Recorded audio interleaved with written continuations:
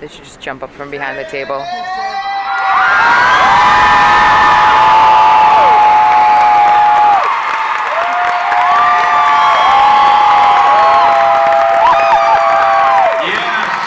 That's right.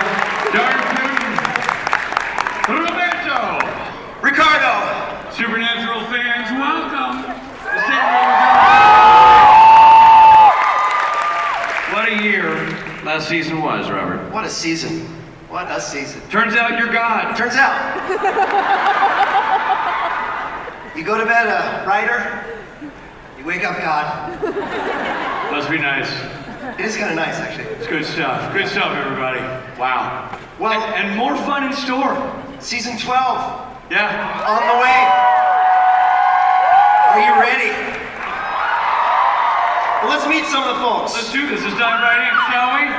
You know, our first panelist, he's so respected by the Supernatural writers that they even named one of the show's most beloved characters after him. Please welcome Demon number 5. Oh no, Bob Singer! Bob Singer! Bob Singer! There he is.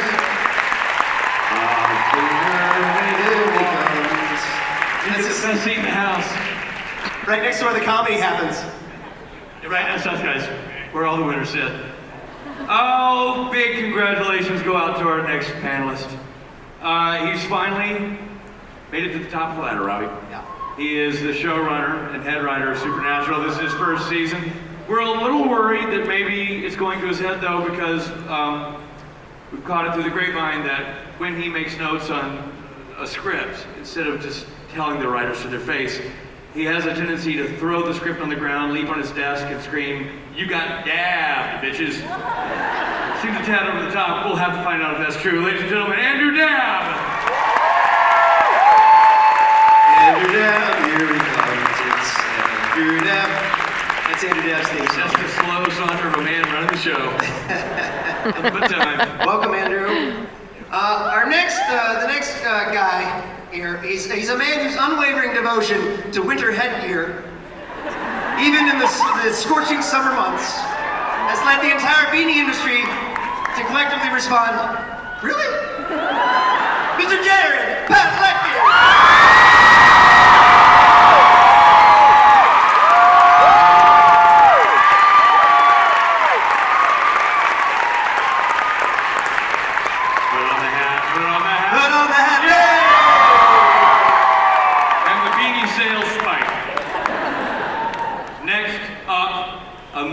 Career was launched, you may not know this, with his pivotal role on the soap opera, The Bow-Legged and the Beautiful.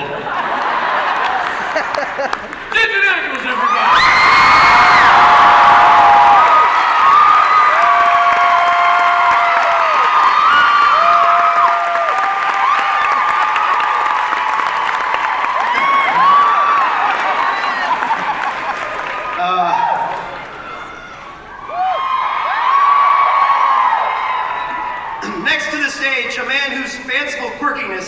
Is only offset by his grounded oddness. Mr. Misha Collins!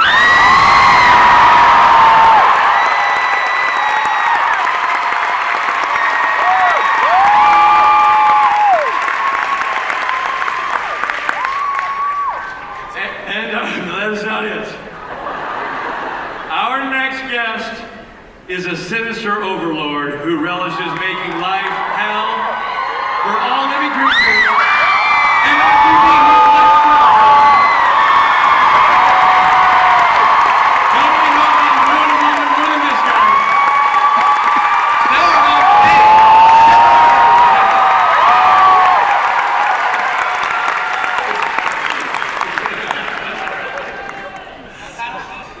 Ladies and gentlemen, Supernatural.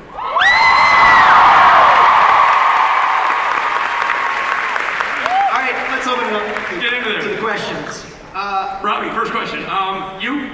I'll take the first question. Bob and Andrew. We can all agree that season 11 was pretty epic. You had the darkness. And God. And God. Yeah. And that was pretty huge. And now the darkness is gone. So where do you go from there? I mean, how can you get bigger than God? Other than cast somebody over 5'7" to play him. Just a thought. That's true. 5, 6 3/4. No writer. You don't get bigger than God. This year we can't top all that. So we're going to try to get back to basics a little bit. Tell little smaller stories because I don't know how you get bigger than God in tomorrow. So some good old-fashioned horror stories. We've set up the British Men of Letters. They'll be part of what we're doing. The first part of the season, you know, we still got Lucifer out there, so there's a hunt for Lucifer. The guy that's replacing you, Mark. Just as an aside, at least once a week, Mark Shepard talks to either Andrew or myself and says, are you killing me yet? It's a dream. Yeah. One of these days we're going to say yes just to really make him squirm. Not yet. Thank you. But we can't wait. So it sounds like smaller stories this year, bringing it back to family. It's exciting. It's exciting stuff. I enjoyed your answer, Mr. Singer. My next question is for Jared. How are you? How are you, buddy? Good, thanks, Robbie. Okay, so at the end of last season left you in quite a pickle. You were, you were shot, and I only watched the scenes I'm in, so maybe I missed something. But are you dead? So, as we saw, you missed the promo, yeah? He had a call. It was just on. He had a I had to do a quick take. Thankfully, Sam Winchester is alive. You owe me $20. I owe Rob $20 here. Because he's not a lose Chester. Again.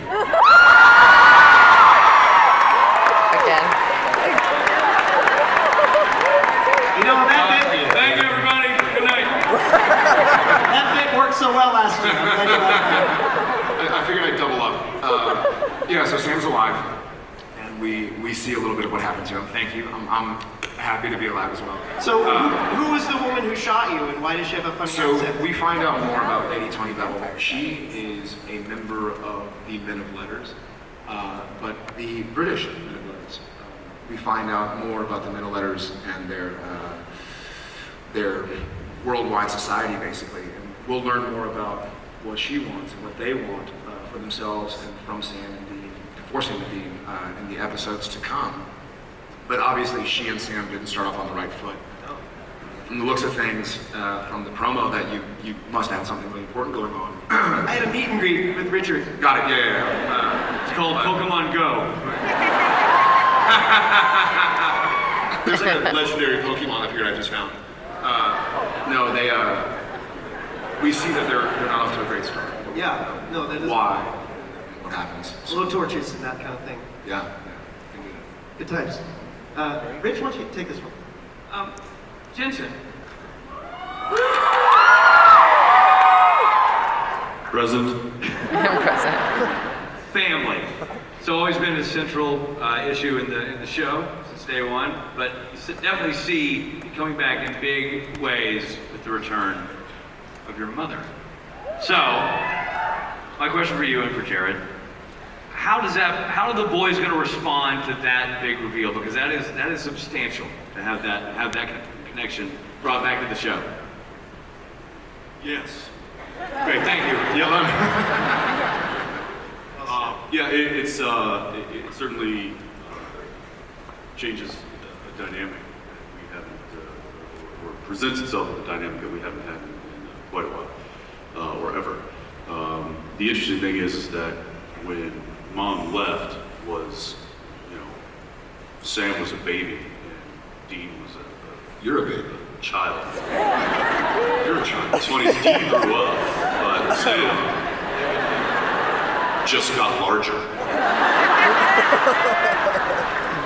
Larger than God, some might say. Aww. Well, It's okay. I'm okay with it. So I need you to be okay with it.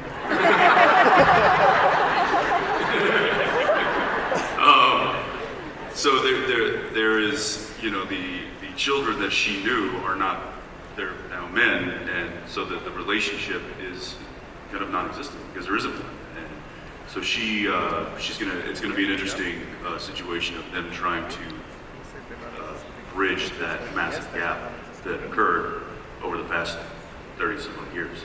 But it also brings into question, how is she going to plug herself into their lives? Is that going to leave the brothers vulnerable? For the longest time, that's really been the way to get to either one of them is, you trap or you make one suffer and then the other one comes running. So now there's a kind of a third element in the mix that could potentially, leave the guys vulnerable, and situations might arise because of that. I will say that just, personally, it's great to have Samantha on set. She's a wonderful actress. Selfishly, happy to have her back. I don't quite know where it's going to take the boys. That would be a question for the bosses here. But I'm excited to see what happens and for the journey to begin. Well, I'd really love to get her perspective on this. Samantha Smith, everybody!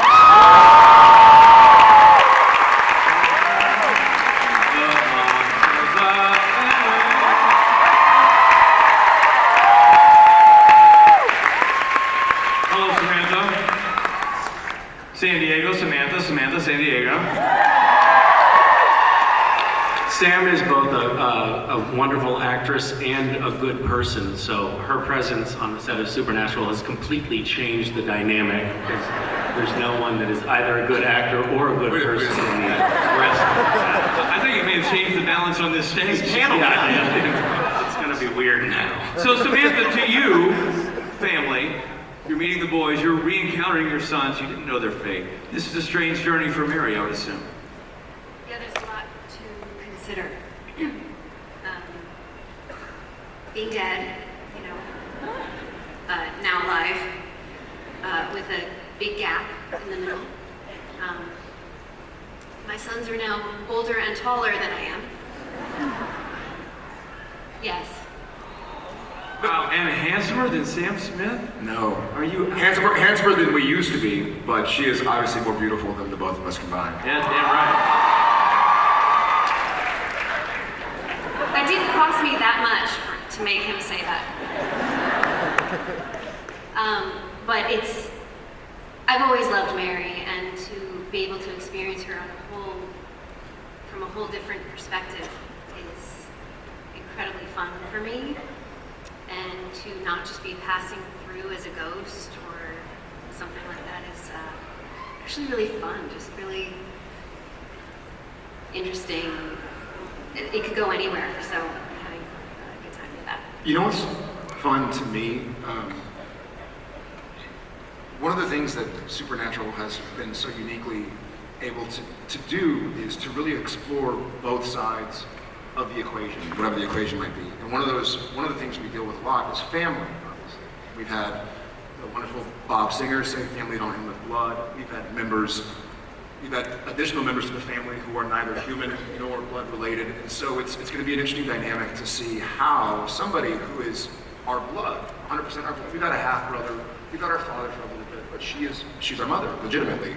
So she's related, but we find out more about what family means and how you become family. And it's not necessarily just blood. A lot of times it's pain, it's triumphs, it's everything in between. And so I think exploring that dynamic between two brothers, but now two sons again. And not sons, Sam always had an issue with John. For obvious reasons probably, but he dealt with it, and Dean had a different relationship. But now Sam and Dean with their mother are kind of starting anew. So it's like finding out you had a half brother or something you never knew, which I guess we did. So yeah, 6 seasons ago. You're gonna have a hard time. 7 seasons ago. Sorry, it's been a while. You're gonna have a hard time drawing a scenario that hasn't been Exactly. presented, Like right? finding out you're best friends with an angel. So it's going to be fun to explore that dynamic about does blood make you family, or is it more than just sharing the same DNA?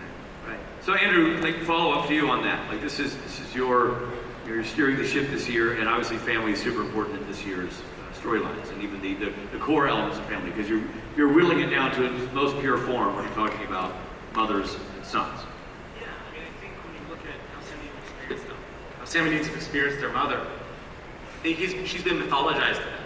Like, Dean's memories of her are spotty at best.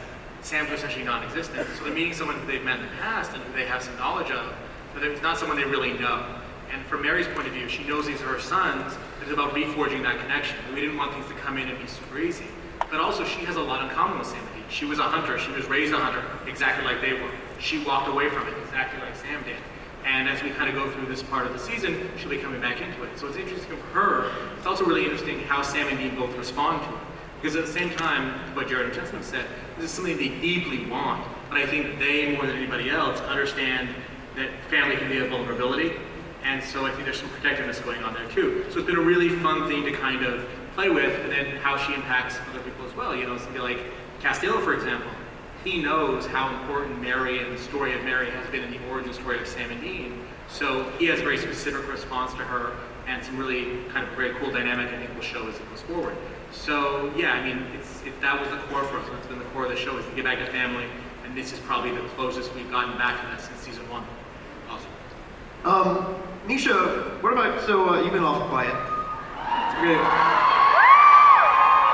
What about, where does the, end of last season, Lucifer was finally exorcised from your body.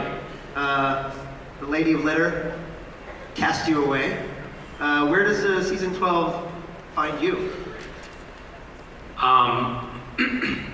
Season 12 picks up with Cass. I think Cass kind of has, for a long time on the show, see how I started 4 different sentences there without actually saying it? Good, not a lot of people. That was fun, I'm sure. That's one of my strong suits. 6. Cass is going to be doing a lot of that this season. It's a little teaser. It's going to be awesome. Kind of back to basics. Cass is back to a little bit of, I think, Cass from season 4. He's got his mojo back.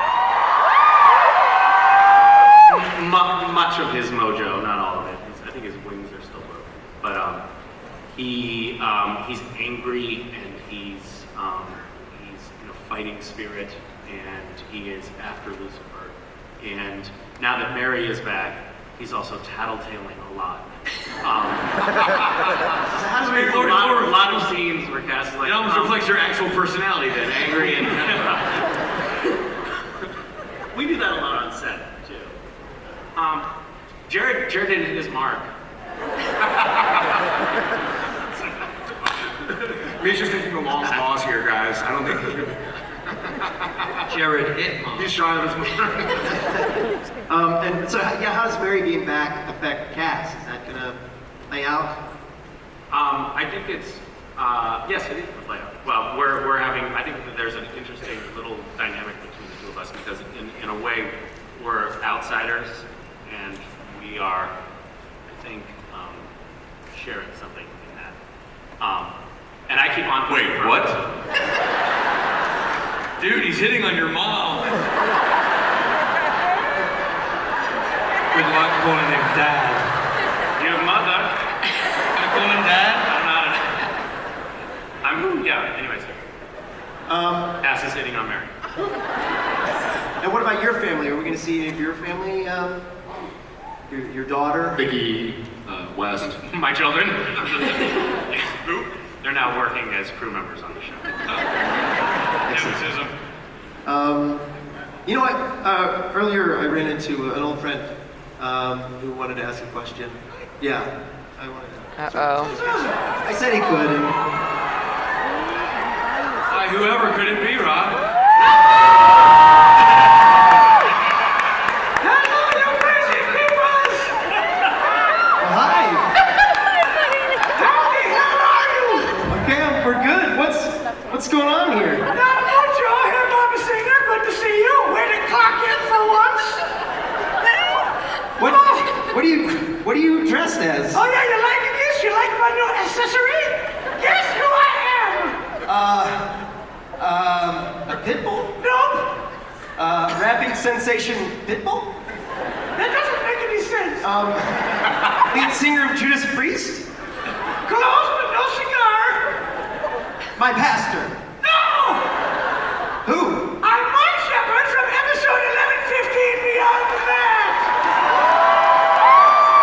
That's right. The one where he becomes Nisha's Beach. And look, I can make this joke. Me and Mark are bros. We're thick as thieves. So Mark, a quick question. The licking of the floor bit. Licking of the floor. The licking of the floor bit. You was in the episode, damn it. When you lick the floor. Bob, My accent. Bob, Andrew, It's your hamstress. kill me now, please. Here's a quick question. The licking of the floor. Improv? Or did you make it up on the spot?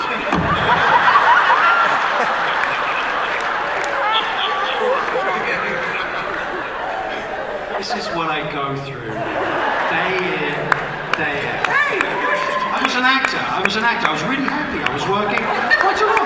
They bring me in. This is what they do to me. They've done this to me for 8 seasons. Mark, you should be glad it was floor licking. I had a hand in pitching that story, and I had it being nipple clamps.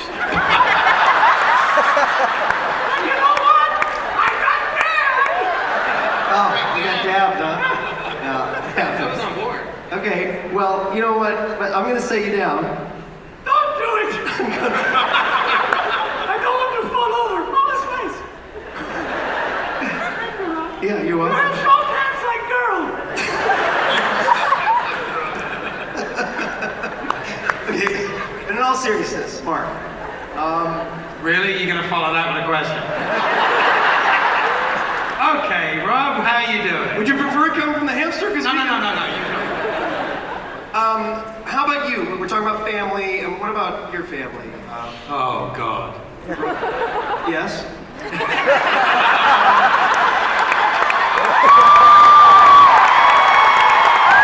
That's been a boon for you these days, isn't it? Huh?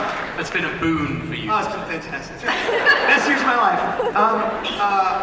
Your relationship with your mother, Rowena. That's right. Your son, Gavin. Are we gonna? How's that gonna play out? Are we gonna see? It never goes well with witches. Well, I don't know. There's a hint that my family dynamic may be returning in a sort of slightly more expanded scale. So I'm looking forward to seeing how that turns out, because it never turns out well. I mean, I genuinely love Ruth, but I cannot stand Rowena. It's been fun. Rob, Yes. quick question is actually more of a quiz. Okay. What do I like more than a bottle of bourbon? I don't know what. I don't know. What do you like more than a bottle of bourbon? 5 feet 2 inches of scotch.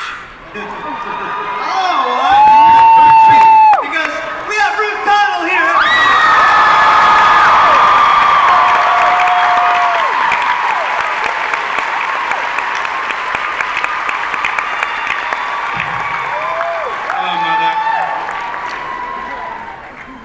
Hello, Ruth. Family, Ruth. Ruth, family. Family schmamily. This is your boy you're dealing with now. This is what I've got to work with. My wee sausage.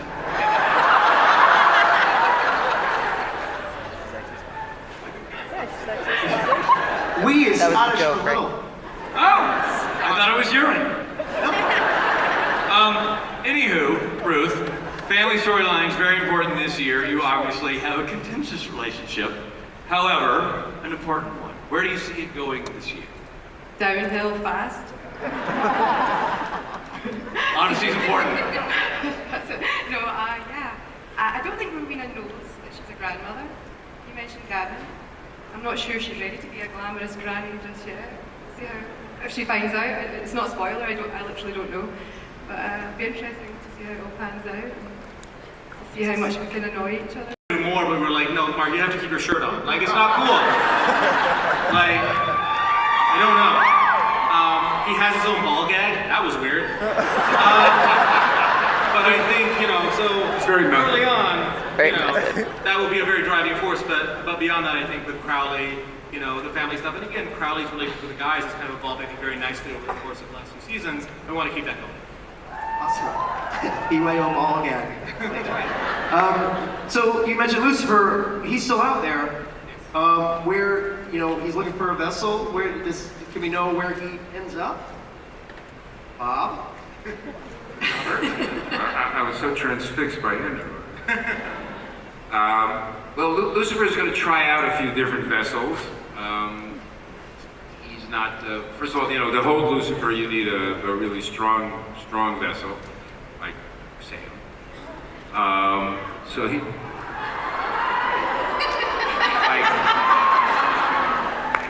like Castiel. Jensen, would you like to?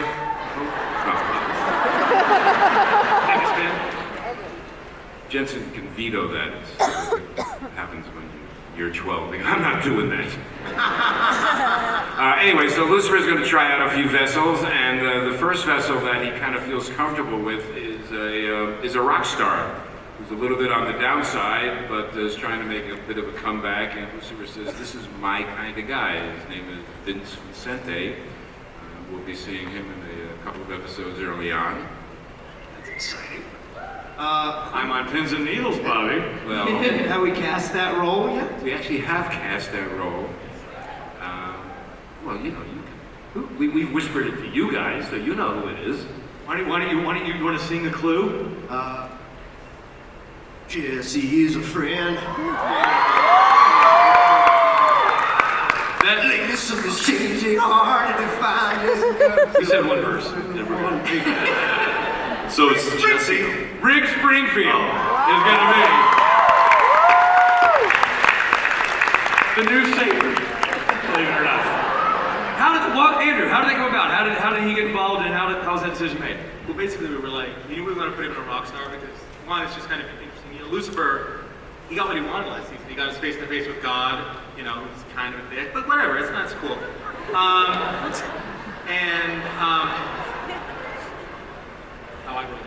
Sorry. But for him, he's kind of out in the world, ruling heaven, ruling hell. That lacks an appeal. And we're seeing Lucifer is kind of on vacation. He wants to have some fun. But what he's realized is that when your name is Lucifer, it carries a certain amount of baggage. And so hopping into bodies, kind of possesses this kind of, faded, as Bob was saying, rock star Vincente. And we're like, we'd really like to get somebody to perform and do this kind of stuff. And we called our casting people, and they were like, look, because this is a real role, like, great actors have played this before. Mark Pellegrino, Misha, kind of. And so we needed someone that could act and live up to that. And they're like, well, if you want a rock star, like, they can sing, but very few of them can actually act. That list is very short, and they recommended Rick Springfield, who, if you've seen Ricky in the Flash recently, or True Detective, he was in both of those, and he was great. And he was kind enough to do it for us, and is up shooting, actually. His first scene was on Friday, and he's just doing an amazing job. So we're really excited for you to all see what he We're excited too. Honestly, as a kid, he was one of my favorites, and I hope he comes to the conventions. I want to rock with him. He might steal your go-to karaoke number. I'm okay with that. Sorry. If you wrote it, you can have it. Fair enough. I think it's time to get some questions from the audience. You guys have any questions? And Offset. Sounds like a win to me. All right, next question. Over here. So I've been a big fan since I saw the promo in 2005, so this is amazing. Thanks, guys. How old were you in 2005? Ooh, I just started high school, so... Okay, I was like, you look very young. I was like, wait a second, she was watching when she was like 5 years old. 23. Okay, awesome. So my question is open to everyone, and I was just wondering if, since starting the show, I'm wondering on your take on the supernatural personally, and since you've started the show, if you've, for example, been camping and thought, oh wow, is that a Wendigo or something? I'll say something funny. I haven't seen a Wendigo yet, but Jensen and I, so we both live in Austin with our families, Ackles. We walked into it was like a restaurant or a bar or something, and somebody sitting there looked at us and goes, "Damn, are you here to like kill ghosts or something?" Like they seemed genuinely concerned. They were like, "Man, the Winchesters are here. There's a demon in the back." Yeah, like holy EMF detectors. We're like, "We got it. Don't worry, you're safe." Every now and again, I don't think anything happened to me legit, but every now and again, if the lights flicker or if it gets cold, I'm like, "Don't worry, guys, I got it."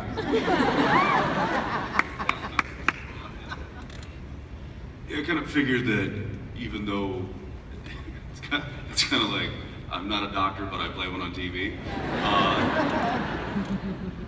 and I feel like the paranormal and the supernatural would probably be smart enough to steer clear of two guys who have spent over a decade portraying hunters.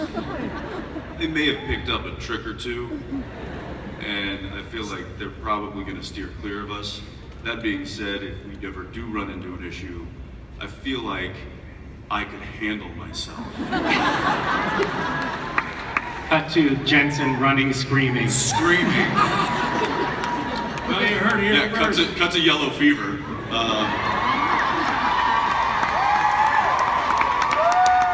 It's just a cat, Jensen. It's just a cat. It was scary. It was scary. For any spirits in the underworld listening today, Jensen Ackles just laid down a challenge. So there you go. I've had him. Bring it. Yes. Several seasons, we were trying to figure out who had the deeper voice. Was it Cass or was it Dean?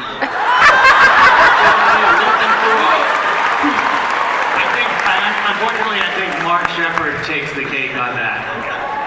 He had his vocal cords surgically altered. In all fairness, Mark Shepard also talks about 20 hours a day, so I think it's very worn down. So it's just very. It's definitely worn down. Love. Can we get a voice off? Congratulations. Yeah, we should are both seeking medical attention for just trying to keep up with Charge. To keep the thrones down here. I haven't done my vocal warm-ups, but I'll do my best as a line that you guys know. I'm the one who gripped your tight and raised you from perdition.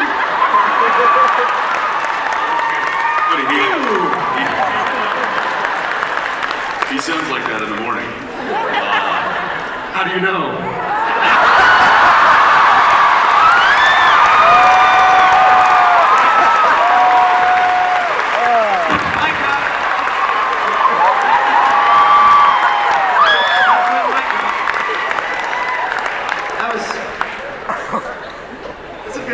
That was the backup question. I still can't work out why that was the backup question. It's like, if she says no, I want to know who had the deeper voice. I mean, how does that go together?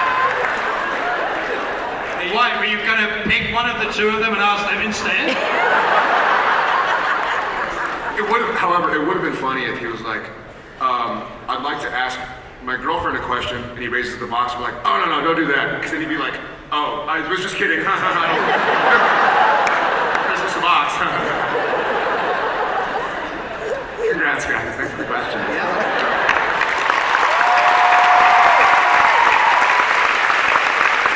I think it's a beautiful thing when the fantasy team television show could bring people together. That may have been one of the first wedding proposals that included talking of the people you're going to kill together. We're going to kill demons. I want him as one of the demons on the show. I like him. Yes. All right, you right there. Hi, thank you guys for being here. Don't know how to follow that. I'm already married. So Jensen posted a photo for Jared's birthday. Happy late birthday, by the way. Thank you. And it had your kids and said you guys were gonna have have, the best joke she is should have said was, raising I a don't know how to follow future that, but I have generation something to of tell my hunters. boyfriend. I'm pregnant. And so my question is, what would you guys like that to look like if all of your kids had a spin-off? And would you guys like to come back as like a Bobby or something?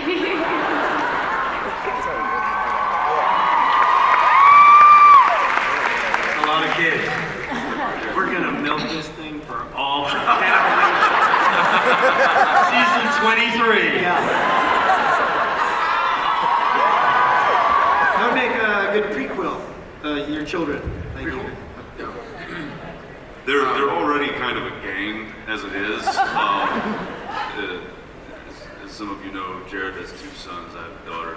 And the other day, my daughter, we were talking about these 2 boys. And I was like, oh, are they your friends? And she goes, no, they're my boys.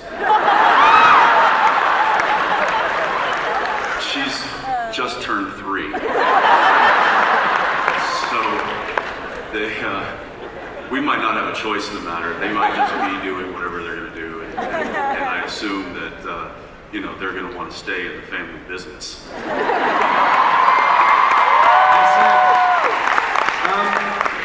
Yeah, I agree with that. Yes, sir. Thanks, darling. Hi, Moose. It's Sasquatch, your taller friend. I know, I recognize. Yeah, you're hard to miss. Security. So this goes for any of you who want to answer the question. What's a facet in your character's personas that you haven't explored yet, or you haven't explored as deeply as you'd like to, and how would you like to do that? Killing billions of people. Oh, right. I will say, I think maybe either Rob or Richard made a joke earlier that there are not a lot of scenarios that we could legitimately bring up as a future episode that hasn't already happened.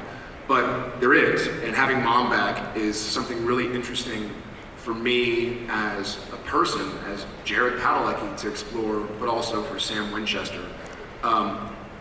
Seeing these guys, Sam and Dean, they even though they grew up with the father, they kind of grew up on their own, because their father was one-track minded. He was after Azazel, he was after Yellow Eyed Demon, he wanted to exact vengeance.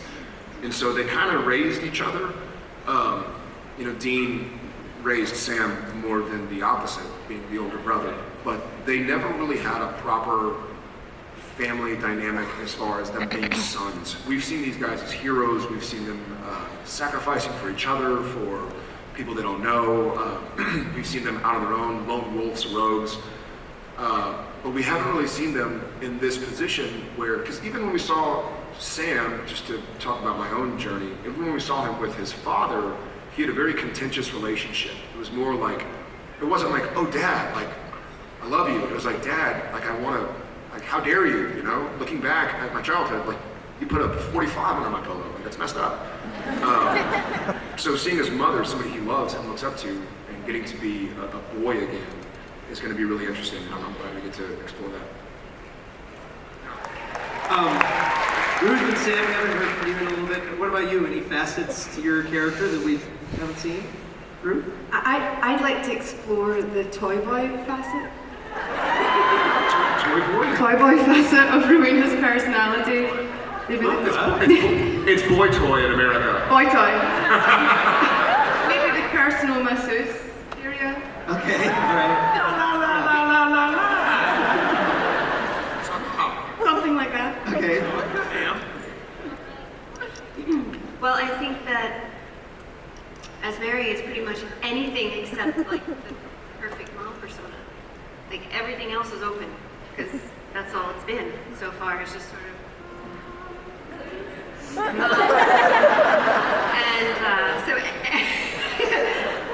I can come from myself. Yeah. Too soon? Really? Guys, so, just being a person, a fully actualized person. I want to see, and I think we will, but I'd like to see the hunter side of Mary. And it'll be interesting to see the similarities between what what and how she deals with the supernatural and how the boys deal with it, because she is their mother, and so those kind of similarities might be really fun to explore. I think that'd be cool. All right, young man. Last question. You own it. Oh, God. No pressure. No pressure. This is about the fan fiction episode of season 10. Is it based off of real fan fiction for Supernatural? It's a great question. Andrew? It was not based off a specific fan fiction, but I think it was based off a lot of things that we're aware of from our fans on social media and things like that, where you guys are great.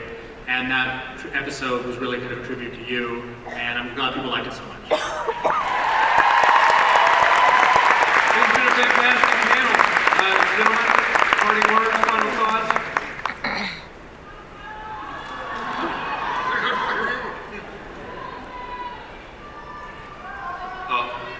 Go ahead, Bob. Alicia's a giver. No, I think our only parting thought was is I don't think you ever get into a year 12 if you don't have incredible fans like you people out there. Not only with the ratings of the show and all the support, but that you encourage us to keep making the show as original as we can, and to not retread storylines and not sit on our laurels, but to keep the show fresh. And I think, to get up every day, especially for me, being here from the beginning, and to try to do that, you have to draw inspiration from the fan base and what you guys expect from us. So, we think season 12 is a great testament to you, and we thank you for that.